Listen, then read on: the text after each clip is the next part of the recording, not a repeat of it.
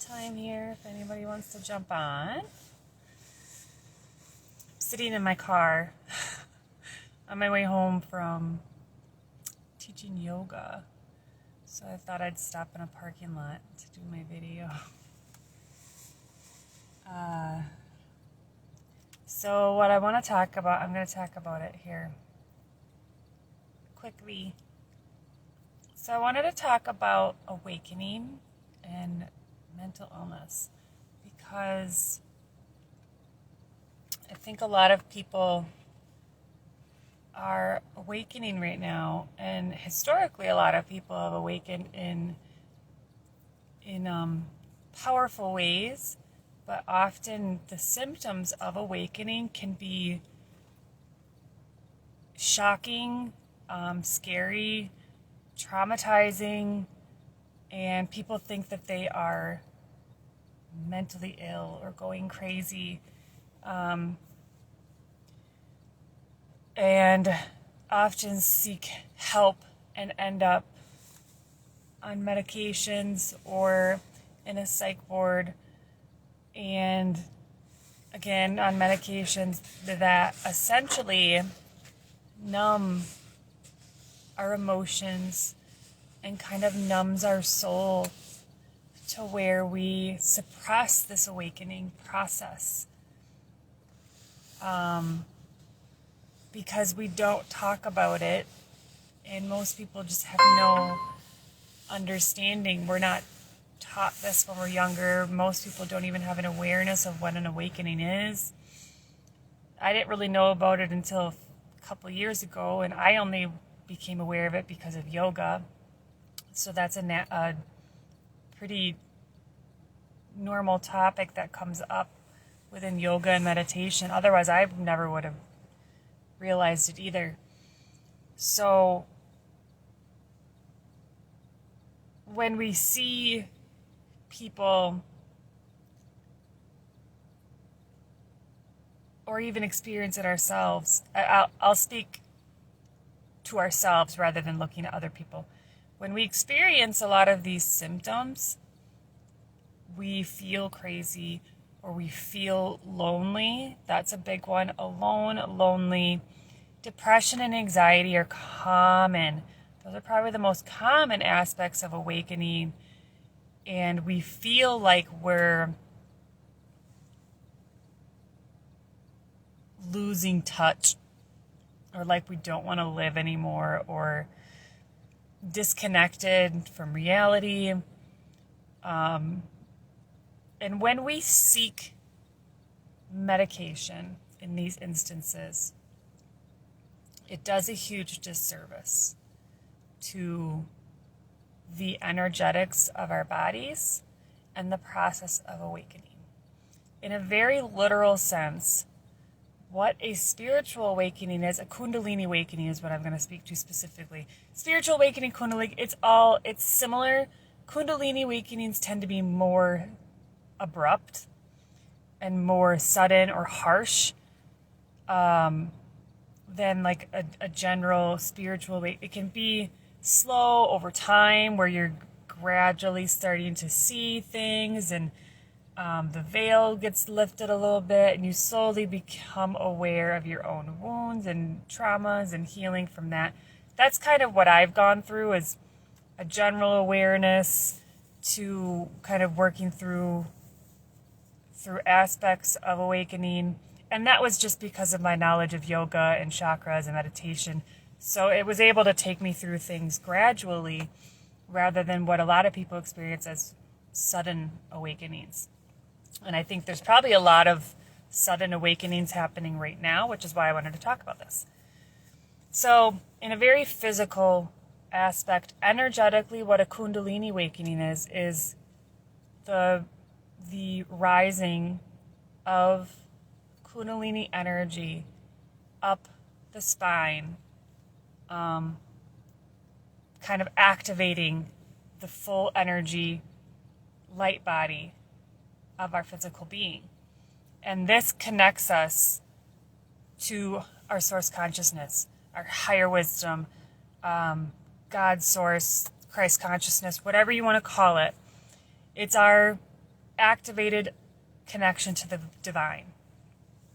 And often it just opens up our divine gifts, what we speak to as psychic gifts, psychic activations.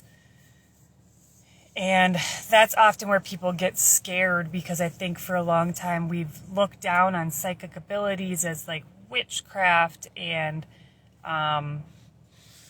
either not real or figment of a person's mind. Witches were burned for the longest time.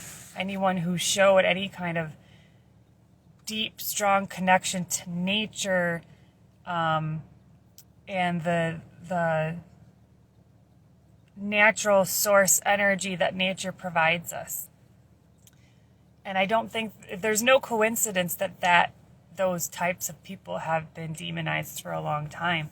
It's because those are the ones who are opening up to the divine connection. And in general, those who have been those darker elite entities that have been kind of controlling humanity wants to keep those individuals suppressed. So over time, we see it in different ways, how those divine individuals get suppressed by societal standards and the conditioning and indoctrination of society. So what are some symptoms of awakening? One is hearing voices. So this is probably the one that people get more scared about, because it's often correlated with things like dementia or schizophrenia and stuff like that. So once you seek help from like a psychiatrist, 9 times out of 10 you're put on a medication and that goes away and you get suppressed. That soul divine connection then gets suppressed with the medications that are used that affect your energetic system. So voices, seeing things that you don't normally see, whether that be kind of spirits, things in the corner of your eye, darker shadows, whatever it may be.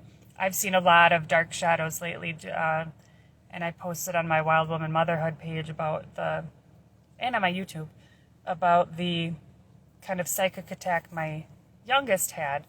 And I was able to notice the shadows, which is what made me understand what was happening to him. Goosebumps and chills, that's almost it's my perspective of that is that something is with you, whether that be kind of a interdimensional being, a guide, a relative that has passed away. Those goosebumps and chills are often something else with you. Number synchronicities is a big one. That's a big one that people connect with the most, just because it's most kind of tangible to understand. I've been seeing so many number synchronicities over the last year. That was never anything I paid attention to. Messages and songs is one of my favorites, because I always connect with the messages of songs, the lyrics and the vocals of a song stand out to me so much. And I think that's why I'm a singer. I like to sing, and I hopefully maybe leading toward doing something in that realm of possibly being a band or something. I don't know.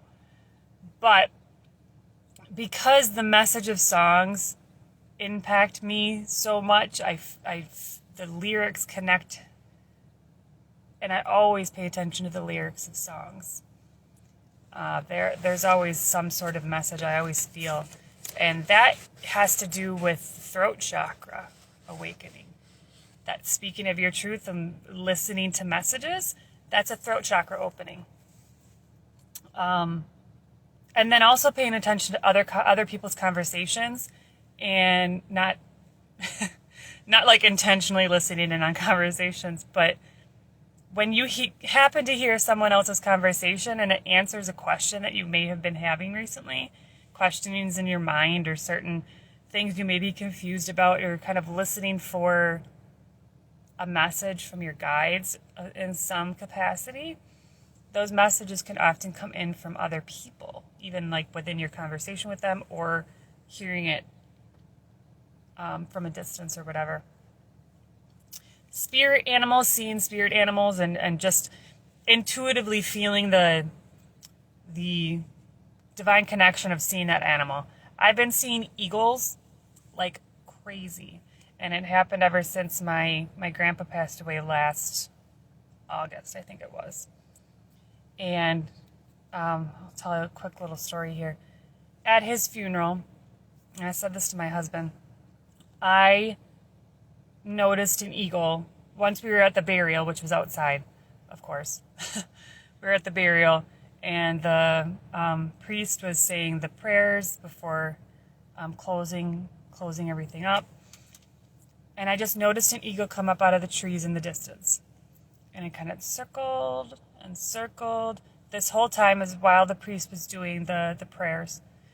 Kind of circled near us and then kind of went off in the distance. And it kind of hung around our area right up until the priest finished its prayer and said amen, and then it kind of went off in the distance. And I intuitively kind of closed my eyes and connected into it, and I felt that that was the spirit of my grandpa.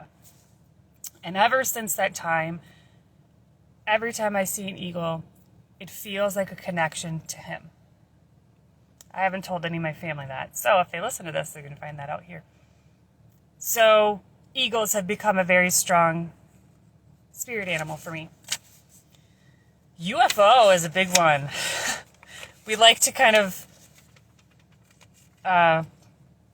dismiss that stuff a lot, but I have seen whatever they may be. I don't know what it is. I live about an hour east of Minneapolis, so we see airplanes often where we live here in the country. So I can kind of tell the difference. Usually, sometimes lights may look different and you watch it for a little bit and then you can tell it's an airplane as it comes around. But I can tell the difference now between something that is not just a regular airplane from regular airplanes. So that's one thing that I pay attention to a lot, are random lights. Often it's the lights that have different colors that are what stand out for me. Not just, usually it's just like a white and red that come up on planes that flash on either side. Those are the strong indicator that it's an airplane. And lately I see when I look toward the cities, there's been a lot over this last year, certain very vibrant lights that get really bright and kind of have different colors around it and then just kind of diminish and disappear. And I've seen it a lot this last year, like more than 10 times. Very regularly. So pay attention to those. Usually it's something, your cosmic family of sorts trying to kind of just connect with you. Even if you just close your eyes and meditate in and just ask if there's a message here, you might be surprised what you hear back. Not wanting to watch the TV, turning off TV and news, that's another good one, because once you start awakening, you understand how kind of mind control-y the TV is, how the propaganda is kind of all meant to throw you off from reality. You lose friends, and not necessarily in a bad way. Friends come in and out of your life, and it has to do with your resonance. So if you start to awaken and you're kind of raising yourself vibrationally, you just kind of leave the resonance of people around you, and you just don't relate anymore. And that's okay. You can let it go. At some point, maybe they will end up awakening and meeting your resonance in the future, and then they'll come back into your life.